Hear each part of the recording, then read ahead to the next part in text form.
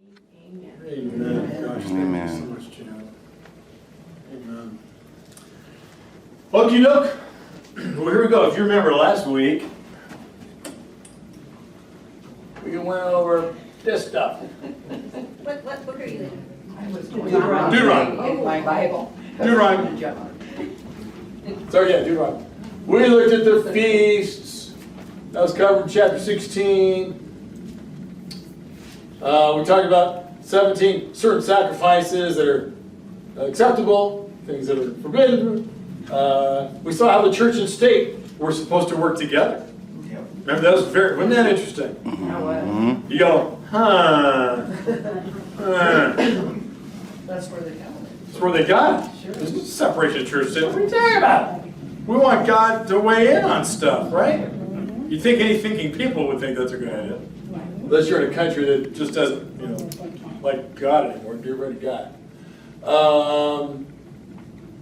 Remember the forewarning of very specific traits of a king. Solomon does every single one. Yikes. Okay? 18. He was even wise. Yeah, he was even wise. Restrictions, privileges, even kind of changing parishes, let's say, for priests, Levites, stuff that pertains to them. No child sacrifice, no sorcery, none of that stuff allowed, because that's what all the other countries are doing. There's a messianic prophecy, if you remember. We're looking at 19. So, here we go. This has been mentioned already in the Bible, cities of refuge for accidental killing. There's just a little more expanding on it, but very interesting. Again, as we go in and out of all these laws, there are times where Moses will say, and God says, and then sometimes Moses he's just saying stuff. And it causes some people to think, well, so we're assuming all the laws God gave to Moses. Did God give any Moses artistic license, let's say? Did Moses ever just kind of take license? And you just go, this I think is a good idea. Let me throw this in there too. Let's kind of put that in there. Not to be heretical, but again, there's some laws that you go, really? Did that really come from God? Nothing we're going to look at tonight, but as you look through it, I'm just simply saying, we assume God has given it all to Moses, and then through Moses to the people. And that's not to put a question mark in anybody's head, per se, but just something to think about. And when you think that if God is giving all these laws, God is all-knowing.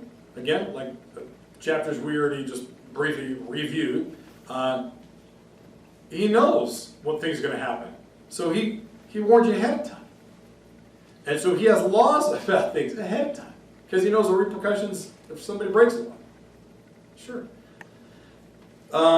And we're going to look at a couple things tonight where you might think, this is kind of things strange, but we're going to look deeper into it and understand, wow, there's actually a lot of forward thinking in this. You'll just see. I don't want to get there before I get there.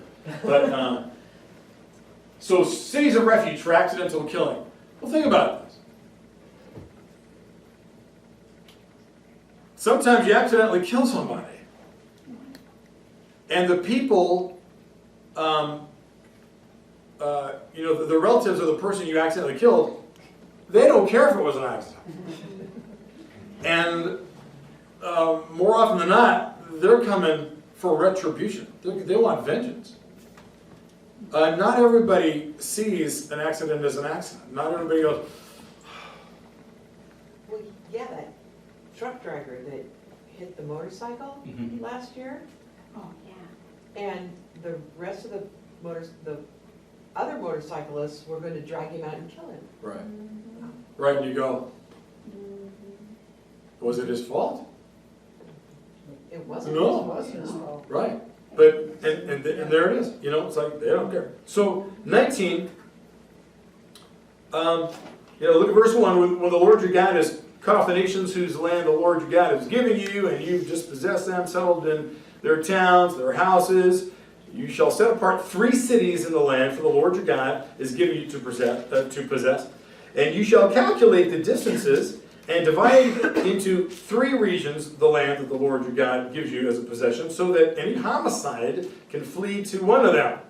Now this is the case of a homicide who might flee there and live. Okay, so, and then he says, that is, someone who has killed another person unintentionally when the two had not been at enmity before. It's very clear. These two don't have a record. It's very clear. You know, somebody wasn't just kind of waiting for the right moment. They had a long time grudge. It's just, right? Clearly an accident. Suppose someone goes into the forest with another. Here's an example. To cut wood. And when one of them swings the axe to cut down the tree, and the head slips off from the handle and strikes the other person, who then dies. Now guess what? That happens. That happens today. It happened to you? Not with an axe handle. You know what a hay hook is? A hay hook? Okay, yeah. Yeah, swinging it back to catch a bale. And Sure. I backhanded my partner, right? Oh, sure. I mean, I knocked him out. and Yeah, you killed him, scared- that's good. No, Oh. he died. well, listen. Thank goodness. Listen. At our church in Hawaii, we had a gal in our youth group, a young gal. Her dad died, not on the spot, but later as a result of an injury he took. He did construction out in Hawaii, and it was the weirdest thing. He is behind, he's behind a piece of lumber he's holding up, and a guy's over here with a sledgehammer, and he wants this guy to hit over however it was kind of hit his direction. It's just terrible. But it's like he's holding this thing in place, and this guy's got a sledgehammer, and he told him this, and he just hits him straight here. Oh, yeah. Oh, yeah. You know, accidents happen. But, again, not if people, for the most part, they don't care. And the initial thing is, I'm going to get you. So God gives you, he says pretty much, when you get the whole land, okay, see the land, I want you to kind of get 3 spots in that land, just kind of, equidistant, something that anybody can have a chance to run to and flee to. Don't put it at the very top corner, just, 3 places up here. I mean, make them centralized as possible. And if the person, well, now it's like this. God gives you an opportunity, but it's like, now you're on your own. Okay? And if you can get there, this is so wild. But head slips, handles, the person dies, the killer may flee to one of these 3 cities and live. But if the distance is too great, the avenger of blood, the person who's coming after you, in hot anger, might pursue and overtake and put the killer to death, although a death sentence was not deserved, since the 2 had not been at enmity before. Therefore I command you, you shall set apart 3 cities. Man, we just really need to make this something you can get to. Then it continues, if the Lord enlarges your territory, gets bigger than that, now you have 6 cities. Just kind of create more of these places. Okay, that's what you see.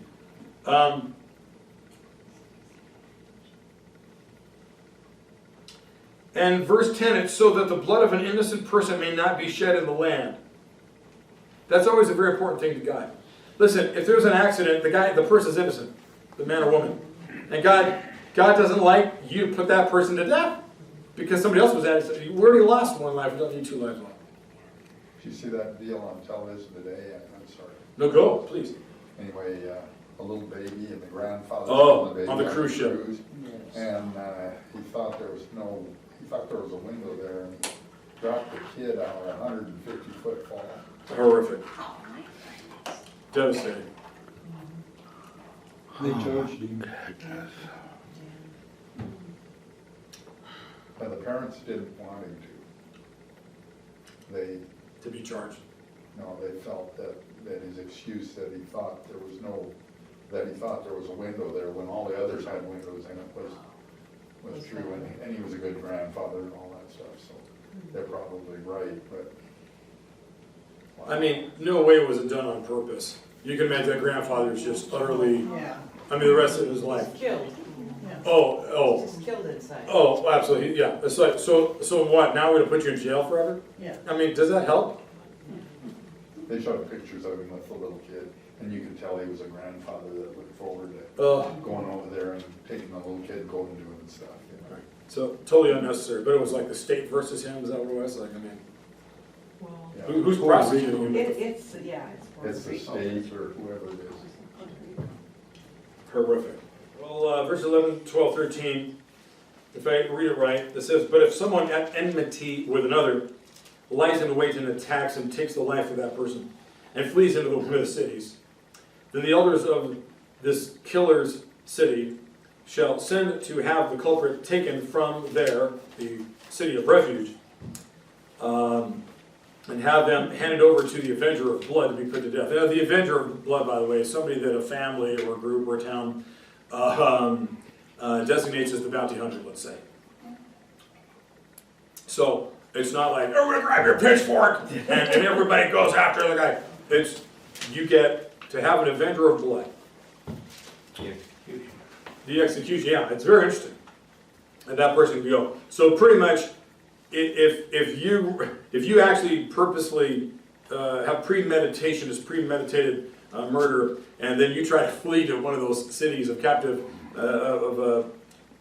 refuge, just be aware that the elders from the city that you're from can call to have, in this cities of refuge, and have you come, just like, we got folks that will go to a foreign country that you may flee to, thinking, "I'm safe down here in Mexico." No, we got folks, we can get in there, we can come get you, extract you, bring you back home and try you. So that's the idea. Okay, verse 14, simply put, no rearranging property lines. Look at it. You must not move your neighbor's boundary marker. Isn't that great? There's a law like that. Thank you, God, because you know what? What happens today? There's people, you move your fence a little further. You're parking on my side of the, I mean, you know what? Property's property. You seem to know a lot about this.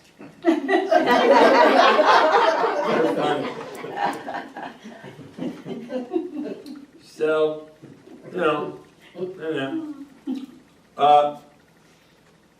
15 to the end. Look at this. In fact, somebody read that, please. 15 to 20. 21. One witness shall not rise against a man concerning any iniquity or any sin that he commits. By the mouth of 2 or 3 witnesses, the matter shall be established. If a false witness rises against any man to testify against him of wrongdoing, then both men in the controversy shall stand before the Lord, before the priests and the judges who serve in those days. And the judges shall make careful inquiry, and indeed, if the witness is a false witness who has testified falsely against his brother, then you shall do to him as he thought to have done to his brother. So you shall put away the evil from among you. And those who remain shall hear and fear, and hereafter they shall not again commit such evil among you. Your eye shall not pity the life, pity. Life shall be for life, eye for eye, tooth for tooth, hand for hand, foot for foot. Now, if you notice, there are 2 very familiar things here that appear in the New Testament. One of them, regarding false witnesses, what comes to mind?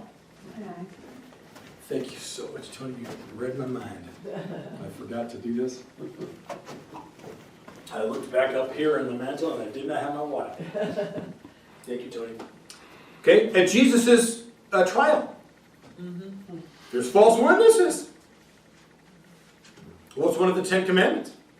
Thou shalt not bear false witness. Number 9. Number 9, you shall not bear false witness. Don't say, that happened. Well, no, it didn't. They did. No, how do you, what? It's a lie. Okay, so, and isn't that interesting?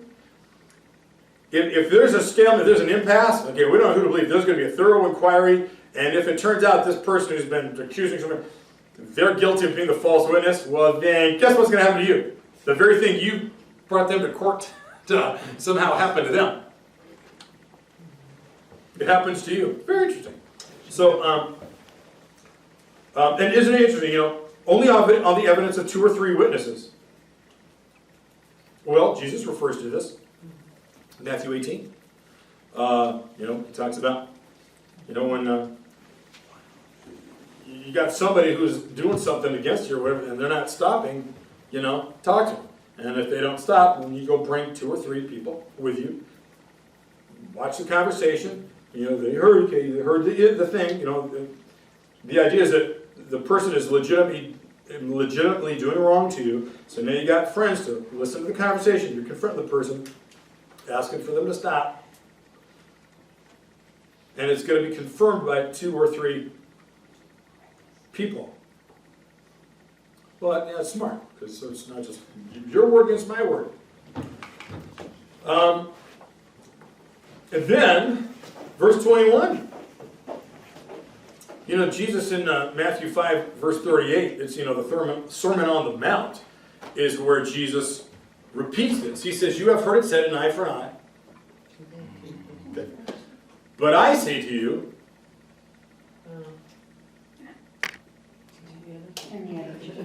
if somebody whacks you, turn the other cheek, let them hit you a second time. It's like you don't need to hit them back. If somebody asks for this, just give it to them. It's not worth it. Have a long fuse. Oh, remember we talked about this a little bit last week.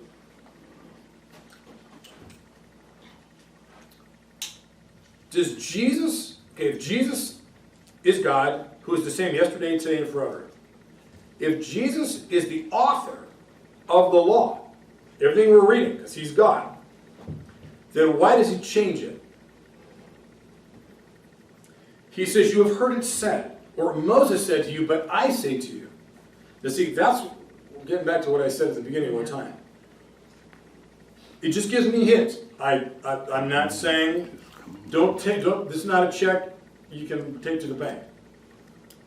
I just think it's interesting that Jesus reinterprets the law. That's what also ticked off the Pharisees. Who is this man reinterpreting the law? Who is he that says, "I say to you"? Because the Pharisees all learned to say, well, God says, "Thus says the Lord." That's what the prophet always says. That's what the priest says. That's what the Pharisees said. Well, the Lord said, here's the law. And Jesus goes, "But I say to you." If you thought it, you did it. So actually, Jesus, in that regard, increases the severity of the law. Is he worse than a Pharisee? No, he's just trying to actually reinterpret, or if anything, make more correctly our understanding of the spirit of the law. The spirit of the law. And the mercy. And the mercy, yeah. But you think about this. Okay, so Jesus, if he's the lawgiver, actually he's allowed to clarify things. So it's not necessarily he's contradicting. He's clarifying. And so I think that's what's interesting when he says, "You've heard it said," Matthew 5 in the Sermon on the Mount, "an eye for an eye, that was, the first statute of limitations. And I think this, as well as some other things in the Scripture, shows us that God meets you halfway. He meets you where you're at, and he is realistic. God is realistic. He cannot bring you to Z if you're at C. Now, if you're at P, he can scoot you over there quicker. Otherwise, it's a slower process. So, look what this comes out of. Somebody's accidentally killed. Listen, you guys just got out of Egypt where they were beating the tar out of you with whips every day. You probably have a lot of pent-up anger or whatever. And you heard the bad news, whatever, from your parents. And you've been living out in the desert. And life's been tough. And you probably have a bunch of short fuses. And it's very interesting. As if God, he knows what's going to happen. And he addresses it in a way that's practical and he's realistic. Even in this. He says pretty much this. If somebody, let's say, punches you and knocks out your tooth, what is human nature? You hit me once, I'm going to hit you twice. You hit me back with a folding chair, I'm going to take out a gun and just, there's an escalation with that when it goes back and forth. That's why people get into fist fights, and you see, you see it on the news. There's a push, and then a big push, and then it gets worse. So God is saying, this is limitations. You cannot take a pound of flesh out for somebody who's knocked out your tooth. Jesus goes, again, a step further. He goes, let's say somebody knocks out your tooth. Do you really need to knock out their tooth? Really? What good is that? Really, what good is it? Now, he doesn't say, if somebody wants to kill you, let them kill you. I've talked about this, you've heard my self-defense whole thing. He doesn't say that. It's just, the idea is calming you down, control your anger. Try not to be vengeful. Don't take vengeance. It doesn't help. It's very interesting. So, chapter 20.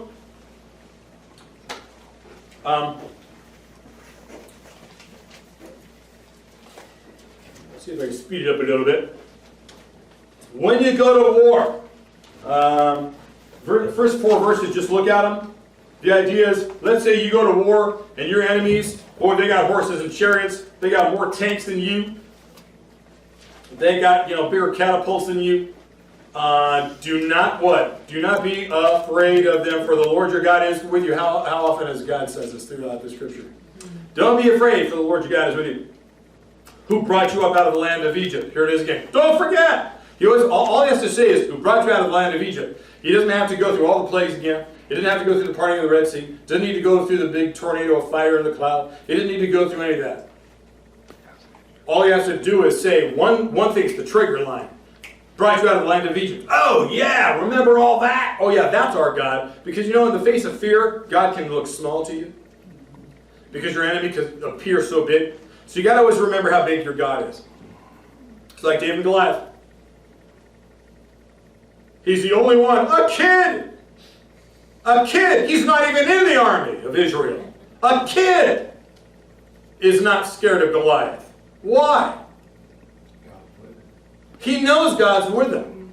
Don't forget, you got David who has spent night after night as a shepherd underneath the stars at night. I wonder, as he's just looking at the size of the sky and the space. And, he's the one that later as an adult writes, who is man that you're mindful of him? When I consider the stars, he says, when I consider the heavens and how you spread them out, who are we? I feel like I'm a grain of sand. So he spent so much time with this big, big God, huge God. God is so big, he remembers his God, who also helped him with his bare hands take on a bear and a lion. So what's Goliath? He ain't nothing. I'll take that boy out. That's amazing. Well, same thing. God says, don't forget, I'm the God that brought you out of Egypt. Oh, yeah. Okay. Verses 5 to 9. You know what I see in here? Honorary discharge, let's say. Just scan over it. Pretty much listen. I mean, again, God is practical. God's realistic. He knows that, it's a fledgling nation. They're building their armies. And, what if you got a soldier right here? This is verse 5. Then the officials shall address the troops. You get them all up. They're all standing in line. Let's imagine that. The general stands up there. Has anyone built a new house but not dedicated it? You ought to go back into your house so that you don't die in battle and somebody else takes your house and dedicates it. Has anybody here planted a vineyard but you haven't enjoyed its fruit yet? Oh, get this. You should go back to your house or you might die in the battle and another person will enjoy your fruit. Has anybody here become engaged to a woman, but you've not married her yet? You should go back to your house so you don't die in battle and another person marries her. The officials shall continue to address the troops, saying, if anyone is afraid or disheartened, you won't help us. Go home. If you're really scared, get out of here because you're just going to take the wind out of you. Fear is contagious. We can't use that. And if some of you do that way, listen, just tell us the truth. We're not going to shame you, just get it, but go back home. Because he says that you need to go back, otherwise you might cause the heart of your companions, or your comrades, to melt like your own. And when the officials have finished addressing the troops, then the commanders shall take charge of them. We have weeded out the people who have reason, legitimate reason, emotional reason, conscientious objecting reasons, whatever. They're not part of the fighting force. Pretty smart. And you know what's really neat? I love this about God. God says, listen, did you build a house? You just finished building a house? You haven't even lived in it yet? The reality is you might die in battle. That's what it just said. So you know what? The rest of us, this is what's assumed. The rest of us, we built our homes, or we've lived in our homes. We know what it's like to have a home, have a family, and live there. If you haven't had that experience yet, go home. Next year, next battle, you can join the rest of us.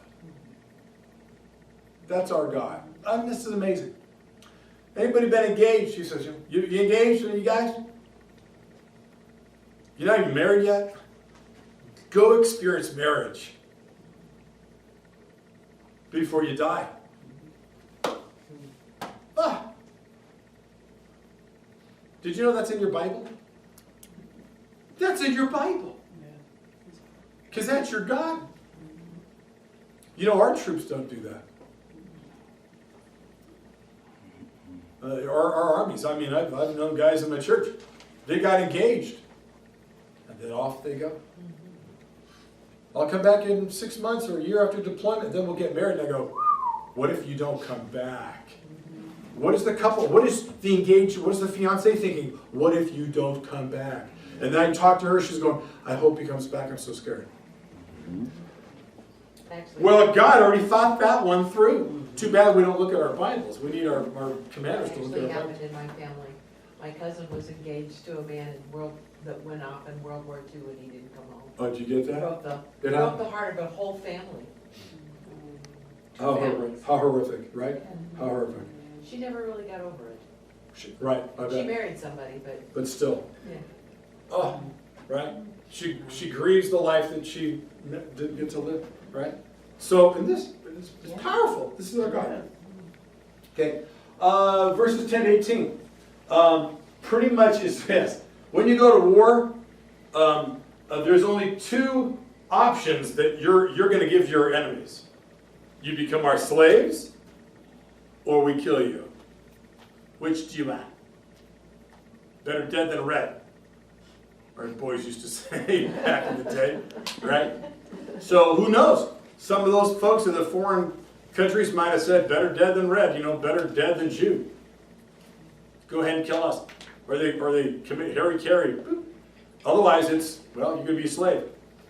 That's just what God says. This is how it's going to be. If they submit to be slaves, they better be good at it and legitimate and give their best, and you're gonna demand that from them. So very interesting. Verses 19 and 20. This is so wild. Somebody read 19 and 20. I love it. When you lay siege to a city for a long time, fighting against it to capture it, do not destroy its trees by putting an axe to them, because you can eat their fruit. Do not cut them down. Are the trees of the field people, that you should besiege them? However, you may cut down trees that you know are not fruit trees, and use them to build siege works, until the city at war with you falls. Did you catch that? No what? I love God. Okay. So militaries in that day, when we saw this, they used to, when they go into a foreign land and conquer it, they would just lay waste to it. And one of the ways they would do this, the ancient armies, they would literally cut down your trees. They'd cut down all your fruit trees. How long does a fruit tree take to grow? Or grow back? And how many years does it have to, be around until it starts producing fruit? I mean, it's just one of the ways to just either, kill you, starve you out, or just make you just gotta, they just decimate you. So, I mean, off you go, you gotta live somewhere else or start from scratch. Once they leave, maybe they taught you a lesson, they leave, and now what? I mean, you're gonna have some very rough years for a long time.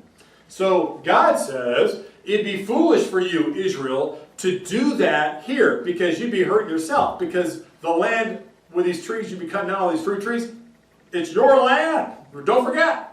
So don't get in there, we're killing everybody, cut down their trees, because that's what we do. And then, whoa, holy cow, wait, those are our trees. Because those are your trees. Yeah. And God says, but there are some other trees, the non-fruit trees. Go ahead and cut those down. And you can actually use them against your enemy. Siege works, catapults, big huge ladders. You make out of big timbers, tall trees. You lay it up against a big tall wall. Crawl up the wall, go get your enemies. But God looks out for the fruit trees. Because he's practical. Again. You can use it. Pretty wild. It's illegal to cut down a tree, a olive tree in Israel. Is it really? Yeah, I bet. they have to be transplanted. Yeah. I mean, that's like the national tree. Yeah, you can't cut. They're like sacred. You can't even cut down an olive tree. No, if they go in to develop an area and there's olive trees there, they have to move them. They have to transplant them somewhere. And they have to get permission to do that. Cool. I never knew that. Isn't that wild? Isn't it cool? Yeah. And this means God's armies are different than the locusts. They destroy everything in their path. Very good. So it gives us a distinction between Exactly. God's people. Yeah. I like that. Right. That's very good. You all get that. Yeah. They leave nothing behind. God's armies are not like the other ones that are like locusts, leaving nothing behind. Yeah. There's a distinction being made right there. Yeah, it is. And isn't that right? How often we see God makes a distinction between his people and other, how you do stuff, how you wage war. Chapter 21, I think we're going to make it. Okay, verses 1 to 9. This is really wild. This has to do with unsolved murders. Let's say you happen to be walking through the forest and you come upon a dead body and there's a child around him. What happened? Who did it? And you don't know. What do you do? Well, catch this. Here you go. Somebody read verses 1 to 9, please. If someone is found slain, laying in a field in the land of the Lord your God is giving you to possess, and it's not known who the killer was, your elders and judges shall go out and measure a distance from the body to the neighboring towns. And the elders of the town nearest the body shall take a heifer. That has never been, a heifer that's never been worked and has never worn a yoke, and lead it down to a valley that has not been plowed or planted, where there is a flowing stream. There in the valley they are to break the heifer's neck. The Levitical priest shall step forward, for the Lord your God has chosen them to minister and pronounce blessings in the name of the Lord, and to decide all cases of dispute and assault. Then the elders of the town nearest the body shall wash their hands over the heifer whose neck was broken in the valley, and they shall declare, our hands did not shed this blood, nor did our eyes see it done. Accept this atonement for your people Israel, whom you have redeemed. Lord, and do not hold your people guilty of the blood of an innocent person. Then the blood shed will be atoned for, and you will have purged from yourselves the guilt of shedding innocent blood, since you have done what is right in the eyes of the Lord. Huh. No CSI. No CSI. So there's no detective. There's no forensic experts. There's no DNA or whatever. You come upon somebody who died. Looks like it was murder, or maybe it was an accidental killing, but somebody didn't fess up. There's a protocol that you follow. And what Wes just read, as strange as it may seem, let me explain it this way. The elders and the judges of the central court, especially the nearest town, because it's just assumed, we're just going to, even if we don't know, this person might have been from the town way over there, but we're just going to assume the murderer is from the more local town or whatever. We're going to get the nearest judicial, legislative folks out here. They're going to come on out. We're going to look at the scene. We're going to call the priests also of the nearest town to this dead body. And we're going to all sit around. So wow. We're going to get a heifer. We're going to take it, we're going to break its neck. And then we'll declare our innocence of this person's death. Why? Does that seem weird? Well, it's because breaking the heifer's neck symbolized the crime deserved capital punishment. Remember sacrificial system they're under. Somebody killed this. The idea is, we're pretty darn sure by just looking at the scene, this person was murdered. That deserves capital punishment. Well, we don't have anybody to kill. But God says that's the punishment of murder at the time. Eye for an eye, tooth for tooth. When you kill somebody, purposely, we just read about it. And the person tried to run to the city of refuge. No, we're going to bring you back, and actually we're going to kill you because it's capital punishment. Because it's a deterrent. And so we're going to kill something in your place because that's just how He receives things. And then once we do that, we've appeased God as we understand God. God commands blood for blood. We're going to wash our hands literally over the animal. You know, we're innocent. The punishment's been paid out, God. Do you see this? It's been doled out. So, you know, the sentence was carried out. Would you accept that? Is that enough? Apparently, God will accept that. Well, what does it tell us? Why does this matter? Because life is sacred to God. Life is sacred. It is so sacred that when you come upon a dead body in that day, it's sacred to you. And you go, whoa. And in that day, you go, somebody needs to pay for this crime. And it maybe helps you. Well, you're gonna make something pay for it the way God does. You know, the whole sacrificial system, so it's going to be this cow. But it's interesting. Okay. And it turns God's wrath away. You know, that was their understanding. Okay, verses 10 to 14. Marrying a captive woman. This is what this is about. Okay, so look at this. Pretty much, let's say you're at a war, and an Israeli soldier, after they took this town over, they killed the parents, they find who is to them a beautiful woman. Okay, now this is actually going to be a very young, unmarried woman. That's kind of the idea. It looks like it's a virgin, that's what it looks like. Suppose you see among the captives a beautiful woman whom you desire and want to marry. Now maybe she was a wife and you killed her husband. Don't know. Probably still applies. And so you bring her home to your house. She shall shave her head, cut her nails,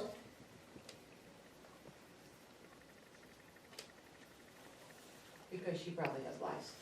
because she probably has lice. And she might fly in. Discard her captive's garb, whatever she's wearing. She shall remain in your house a full month, mourning for her father and mother. That's why you pretty much think as a young girl is a virgin, a young girl. After that, you may go into her and be her husband, and she shall be your wife. But if you're not satisfied with her, you shall let her go free and not sell her for money. You must not treat her as a slave, since you have dishonored her. She's already lost her parents. You don't want her, even though you took her and you thought you did. Just let her go free. Maybe she can still eke out a life and somebody else will find her and go, hey, I'll marry you. Wow, this is interesting. Why is that in here? Well, best as I can say, we can assume the battle that they're in. If, you know, an Israelite soldier finds his gal likes her after this battle. The battle's definitely not with a Canaanite group or a Moabite or Ammonite, because God says you can't intermarry with them. Okay, so it's got to be, this is some war outside of, down the road, somewhere in the future, outside of the promised land, with one of the nations that God did not specifically mention as one of the nations that you will not intermarry with. Because we've read about that. There's certain cultures, families, nations where God says, you ain't, no marriage there, okay? And to be clear, if an Israelite generally desired one of these captives, he could only have her through marriage. You got it? If you want her, you got to marry her. Okay? That helps protect her dignity. It also would protect the soldier's virtue as an Israelite soldier. The Israelites were not allowed to rape, plunder, pillage, mistreat the captives as foreign armies do in our day, as foreign armies did in that day. Okay, God goes, again, what you say? We're not the locusts. We're not the locusts, we're different. You're not going to cut down the trees, you're not going to rape the women, and Nope. no, it's not going to happen. You want one of those women? You're going to marry her, she's going to be your wife. Okay, God is, we should think the way he does. And the marriage can't take place immediately either. Now watch this. Now, bare minimum, holy cow, 1 month. But what we read here is, you can't marry her for a month. During the month, she's got some recalibrating to do. She's got some emotional, psychological stuff she's got to go through, she's got to adjust. Especially given the scenario we read, she just lost her parents, she just butchered her parents. She's a captive. She needs at least a month to adjust to her new life. I'm a captive. Well, yes, but you have the opportunity, the chance to be a wife in a home. I'm going to take care of you. You can be a part of a new culture, a new people. You're not a slave. Be my wife. Very interesting. She's got a month, bare minimum, to adjust. That helps the soldier also really think, okay, he's going to watch her because she's in his house, but he can't touch her. He has a month to look at her and go, was this a good idea? Decision? 3 weeks into it, she's not the one. Well, then let her go, let's let her free. Maybe somebody else will want her. Okay? But pretty interesting.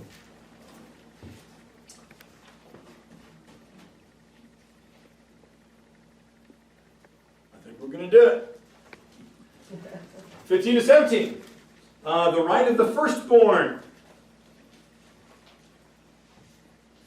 Somebody read those 3 verses, please.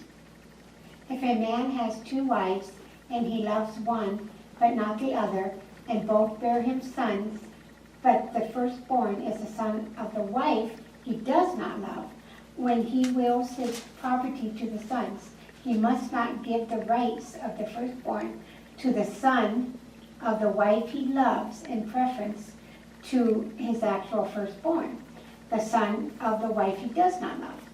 He must not acknowledge the son of his unloved wife as the firstborn by giving him a double share of all he has. That son is the first sign of his father's strength. The right of the firstborn belongs to him. Huh. What's that about? Well, apparently that law didn't apply to Abraham, did it? Well, in this history, watch. When you think of the story of Abraham, as Mark so intelligently pointed out, that law did not apply to him, and it's good it didn't because Ishmael was the firstborn, but also not the firstborn of the marriage God wanted. Right. Right? So Abraham broke a law, took matters in his own hands. But it's interesting because in this passage, it's a lesson. You don't get to do that. Think of Leah, Rachel, right? Jacob's wife. Very interesting. Same kind of situation. Leah he despised, Rachel he loved. But God goes, or Moses says, if you find yourself in that kind of situation, don't take it out on the firstborn, because we got this thing about the firstborn kid is the primary heir of everything. Take over the family business, blah, blah, blah, blah, blah. They're next in line. Doesn't matter if it comes from the wife you don't like. If he's your firstborn son, goes to him. Got it? All right? Well, why? Well, first off, does this condone or justify polygamy? No. It doesn't say neither, right? Well, polygamy, what verse in the Bible, where is it where God says to the men, you may have as many wives as you like? He doesn't say that. He never says that. There are other gods in their religions that say that. Our God never said that. Polygamy was never the ideal. Monogamy was always the ideal from the beginning, from the first marriage and on and on. And actually, when there's been polygamy, there's usually complications. It just, think of all the stories of, like we just mentioned, Abraham, Sarah, Hagar, and there's the picture of Jacob with his 2 wives and 2 concubines. But still, God meets you halfway. Again, God is practical. He doesn't take you, from A to Z overnight. It's going to take actually centuries. And so there's things he doesn't do. Why doesn't he say, men can only have one wife? And Moses comes out to the nation. God just said, all you men, you may only have one wife. Now, does God fear how that would go over? No. Would God care if they rebelled?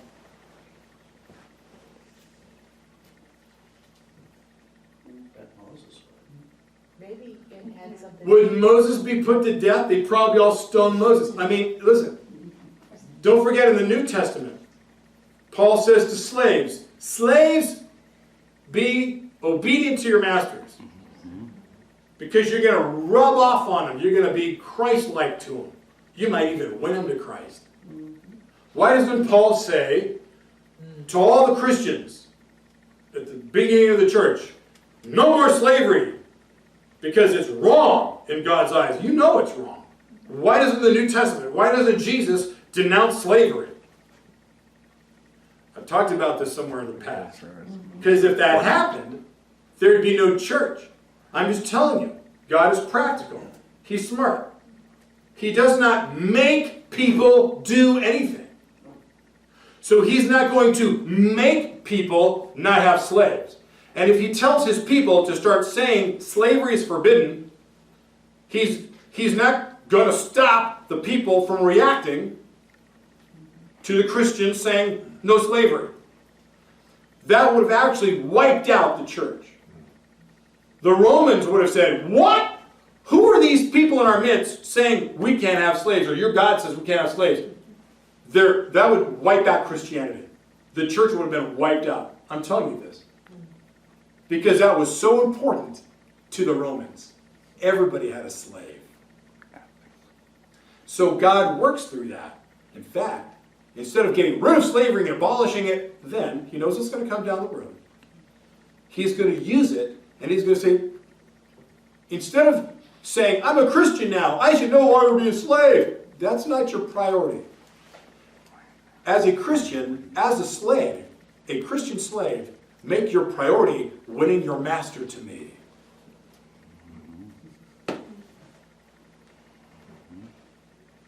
Oh my. So God says to the nation that's already doing what all the other nations do, and who knows how long they've already been doing it in Egypt.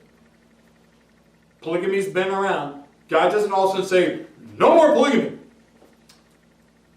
It probably just would backfire. Not that God's worried about that. How do I say this? You know what I'm saying? God knows what people are going to do, how they're going to react. He needs these stupid people that have been stupid, as we've been studying them, to just live longer, and it's going to take a time. It's a process, not a light switch, to make them not stupid. It's going to be a process to get them to change their habits, their belief system. It's already been a process. How long have we been studying this? It's a process. How long of the process it is it been for God with you and me? there's a practical point with all these women marrying one man was, too, you know, they didn't have nursing homes. The woman's only way of being, she couldn't own any property, she had to be taken care of. If she had no children, she had no future. Right. So, I mean, they probably went along with it just to survive. Because that was the culture, Yeah. right? Yeah. Right? Very true. And I'm telling you, this Sunday I'm taking a little break from, I might as well just break the ice. I'm taking a break from the Gospel of John for a moment, okay, for a week. Because, you know, we talked about, you know, we need new elders. And I'm going to bring a message, I might as well tell you tonight, that is actually, I've brought it before, a version of it, but we're going to talk about women in ministry. What is the role of women in the church? Because the elders would like us to consider nominating women for elders too. Anybody need a whiplash collar? Y'all good? You good? You good? And I'm going to show you in the scriptures where there are women leaders, even women elders, and it's going to give people a whiplash. Okay? Now, I'm telling you, what I'm going to show you is in the Bible. Done this before, I've shown this before, done in every church I've been at. And for some people, there's a whiplash. For most people, it is the most free and wonderful thing because it's a new pair of glasses. And I'm only going to show you what's in it. I'm going to show you what generally is never shown to you. It's avoided. It's skipped. On purpose. Brace yourselves. I think you're going to really like it. I really do. And you're going to go, even at first you might, is this right? When you look at it, if you were never told anything, if that whole subject was never interpreted to you by somebody else in the past, you just read the Bible at face value, you wouldn't believe the conclusion you'd arrive at. Have I always done this when I open the Word with you?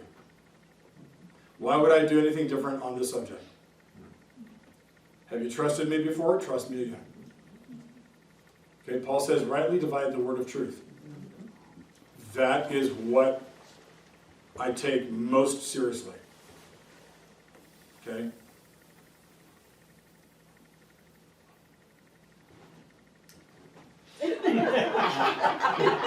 I can't wait. Okay. Let's start on that now. It's gonna be fun. We better finish this tonight, we're working on it. Okay, so it's 8:10. Man, I can think of a few people to invite. And you might wanna. Yeah. John MacArthur. Yeah. Oh. Case in point. Case in point, right? That was just happened, what, 2 weeks ago? 2 weeks ago. I mean, I'm going to mention that. But, you know, very prominent teacher, but I grew up in Southern California where his church was and his master's college was, with the seminary. And, I mean, he's very much women, nothing. They can bake cookies and that's their job. I had experience with members from his church at a camp I worked at that I mean, it was so utterly shocking to me. I'm surprised there's any females that go to that church. I'm telling you, it was so restrictive. I thought, I am back in the Middle Ages. Where in the world am I? Or They were probably drugged there. yeah, I mean, it's really, it was quite scary. But yeah, you know, if you heard the thing about Beth Moore, you know, he was on this panel and somebody simply said, okay, we're just going to give the panel people 2 words and you give 2 words back, you know. And came to this pastor, I'm not going to name him, but it says, Beth Moore. And his response was, go home. Oh. And everybody, yeah, they laughed and they applauded. They thought it was funny. Beth Moore is an incredibly gifted daughter of the King, an incredible teacher of the Bible. And her response was pretty much, my call is not directed by men. It is by God. My call is directed by God. He called me and he tells me where to serve, and you don't have to invite me to your church. If you don't want me to teach, I don't have to be there. And I will go to the churches that do want me there. And then I was very impressed to see J.D. Greer, who I quoted last Sunday. He's the 62nd president of the Southern Baptist Convention. Massive, biggest denomination. And he tweets, about her and says, "You are welcome at our church anytime." Well, that's amazing coming from a Southern Baptist. Yeah. Yeah. Because, I mean, that's pretty amazing, because that's traditionally a denomination that ixnays women in leadership or anything. That Yeah. women, Yeah. so, KR is another. so they voted this guy. KR. She's great. Oh my goodness. Forever. Again, Anna Graham Lotz, I've said before, Yeah. if she was a pastor in town, I'm sorry, I'm gonna close doors, or, whatever, do whatever, I'm going to her church. Yeah. She's one of the most gifted Bible teachers I've ever heard. And Billy Graham himself said, the best preacher in the family is Ann. Yeah. And if you've ever heard her preach, you hear God speak. As she speaks, there's, I mean, She has an amazing I tell you, the Lord knowledge of the Bible. deals with you. Oh, she does. Oh, yeah. She's just fantastic. So, okay, don't mean to weird anybody out. That's it. So, we'll just finish here. We'll pick up the rest later, but, I want you to consider this. Polygamy, even though it was practiced, and you read about it, again, it never appears in a positive light. Never, in the Old or the New Testament, okay? The Bible never describes a truly happy polygamous marriage.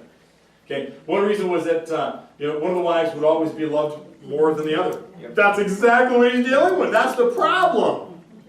Somebody's going to be loved more than the other. Don't do that. Gee whiz. So they're gonna think. Yeah. You're gonna Or they might even have think more. that. They're gonna It's think favoritism. Yeah, I'm saying that. Okay.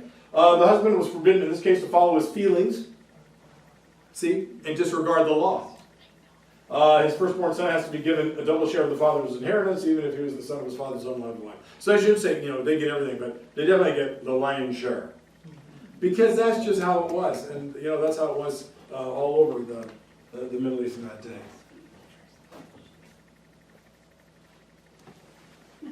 It's a wasp. I'm just looking at it. That looks like a very big creature. But that's what it is. But we won't get it mad. And we will stop there.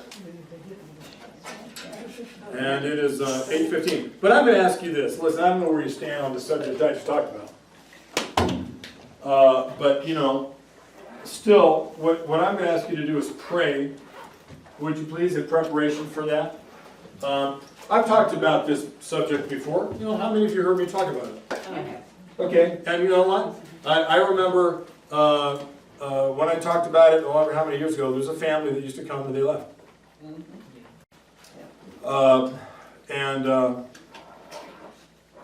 That was too bad. I feel bad about that. But I did not preach heresy. I did not mention anything that is not in the Bible, and that's my promise to you. And you'll see it. I'm going to show you what's in it, and that's where you'll think, oh my. It's very important to really understand the Greek language, to understand context, to understand what was happening when Jesus came onto the scene. He revolutionized things. He came to set things straight. He came to restore the balance between those made in the image of God. To make us, again, co-creators, co-rulers on earth, kings and queens. That's what we'll be in heaven, won't we? Or do you think men are going to be greater than women in heaven? Paul said in Christ there is no male or female, for we are all one. Whoa, it's very interesting. Okay, so that's right. Now, how about when it comes to leadership? So some might say, oh, okay, well, value. Okay, yeah, we're all valuable, because back then, again, remember, a cow was worth more than your wife. So Jesus comes on the scene and goes, no, your wife's more important than your cow. In fact, your wife's just as important as you, bud. Okay, so now there is this leveling. Okay, but still, they can't, be in leadership. Says who? There are certain verses, and only a couple verses in particular, that are quoted to uphold that, and you would not believe what is skipped over the spiritual hopscotch people play to avoid what Jesus died in part to restore.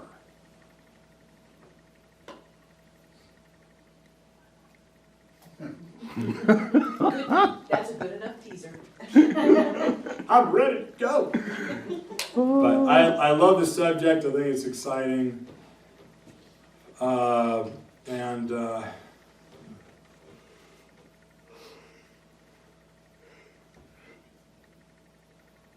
Everybody can read it between now and Sunday. yeah, read it up. Read up. Thank you. Read it without somebody else's interpretation. Yeah, that's Just important. read God's word. Yeah, you'll go, huh. But what's fun is what's in there. I'm going to show you something. You go, it's amazing. There's a woman's name, and then it's what she does. She what? She was a what? Did you know that there's a woman in the New Testament mentioned as an apostle? Did you know that? It's never mentioned. In fact, it says she was prominent among the apostles. Now tell us what an apostle is. An apostle is somebody that Jesus personally appointed. Put down your pipe and smoke it. You're gonna love it. But usually it's missed. People don't see it. I'll